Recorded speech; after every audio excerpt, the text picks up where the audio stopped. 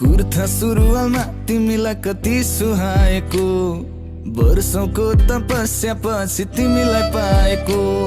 Hello भन्दा हजुर भनी रिप्लाई आएको, ल भगवान धन्यवाद मलाई यस्तै चाहिएको। ओइ नक्कली तिमी कति राम्री, त्यो मुस्कान त्यो नजर त झनै दामी। ओइ नक्कली तिमी कति राम्री, त्यो मुस्कान त्यो नजर त झनै दामी।